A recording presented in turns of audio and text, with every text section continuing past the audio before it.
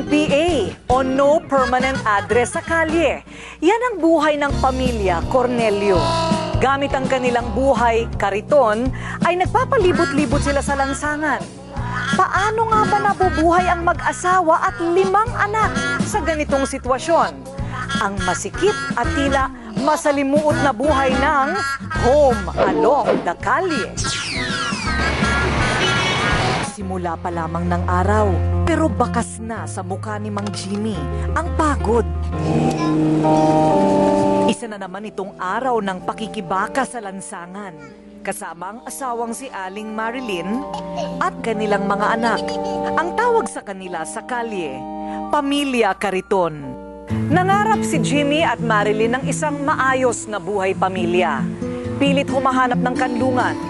Ngunit makalipas ang 5 taon ng tuloy-tuloy na pagkakariton, tila bigo pa rin siya. Mang Jimmy, bakit naman po kayo napadpad dito sa kalye? Nangarap din namin mapag-upa ng bahay. Ang kaso lang, yung kinikita namin sa pagpamasura, tamang-tama lang sa pagkain namin. Lumuwas mula sa kani-kanilang bayan sa Bisaya, sina Jimmy at Marlene upang tumakas sa kahirapan. Nag-barker ng pampasaherong jeep si Jimmy. Si Marlene naman namasukan bilang kasambahay. Sa ganitong estado sila nagkakilala. Parang nauna yung dumami yung mga anak ninyo bago kayo nagpursige muna ng pangarap. Nung kami unang magsama, yun na sana ang pinapangarap namin na magkakaroon na. Kayo, Aling Marilyn, ano naman ang inyong pangarap para sa inyong mga anak? Nanay kayo, di ba? Pagsikapan lang namin paghanap buhay, mga ngalakal po para lang makapag-aral ako sa mga anak ko. Kahit halos hindi kami makakain po. Ayon sa DSWD, may 300 pamilya sa Metro Manila ang tulad ni Mang Jimmy na nagtitiis na manirahan sa kalye o kaya ay sa kariton mismo. Kadalasan ay yung pakikipagsapalaran dito sa Manila. Dahil nga naman kung wala ka namang ikinabubuhay doon, no? Seasonal lamang yung kanilang farming, ihalin tulad mo dito sa Manila na maglabada ka lamang, magtinda ka ng sigarilyo, mangalakal ka. Pagkatapos nun may ibebenta mo kaagad, meron ka na pambilin 1 kilong bigas. Bagamat may mga organisasyon na tumutulong sa mga tulad nilang laman ng lansangan, lahat ng ito'y pansamantala lamang. May mga bata po silang may mga maliliit na anak na nakakaawa po talaga. Dito po kakain, pagkatapos ko po kakain ay meron pong pangangaral po ng salita ng Diyos. Sa maliit at masikip na espasyong ito, itinayo ni Mang Jimmy at Aling Marlene ang pansamantala nilang tahanan. Tanging lumang kama at tolda ang pananggalang sa tirik ng araw at buhos ng ulan.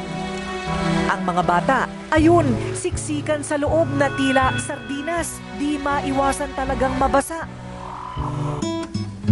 Nabubuhay kasi sa pamumulot ng basura, tulak ang lumang kariton ang pamilya ni Mang Jimmy.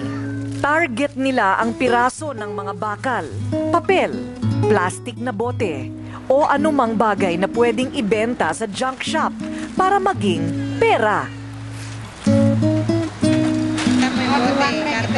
2 hanggang 300 piso kada araw ang kinikita nila Mang Jimmy sa naibebentang kalakal. Kapag walang benta, wala ring pera. Para sa atin, bagay na patapon at wala ng silbi ang basura. Pero para sa mga taong naging buhay na ang pagkakariton sa araw-araw, ang bawat piraso ng ating basura katumbas ay ginto o butil ng bigas na inaasam para lang sila'y mabuhay. 3 sa mga anak ni Mang Jimmy at Aling Marilyn ang pilit nilang iginagapang sa elementarya.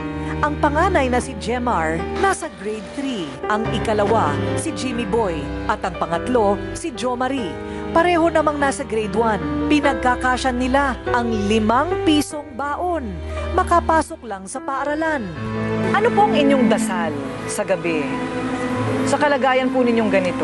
Manghingi kami ng tulong sa kay Lord na sana mapuno yung kalakal namin, karito namin puno ng kalakal po. Para medyo malaki-laki yung kinikita namin. Ito po, kaunting halaga lang po ito sa maraming tao. 3,000 piso. Para yung mga bata naman, may makain ng maayos-ayos. Galing po sa Rated K. Salamat po. Maraming Salamat. maraming salamat. Ipinasyal din namin ang mag-anak na hindi nila kailanman nagagawa bilang pamilya. Habang minamasdan ni Mang Jimmy at Aling Marlene ang saya sa muka ng kanilang mga anak, lalong tumitindi ang kanilang kagustuhan na makaraos sana mula sa buhay kalye at magsimulang mamuhay ng tulad ng kanilang pinangarap.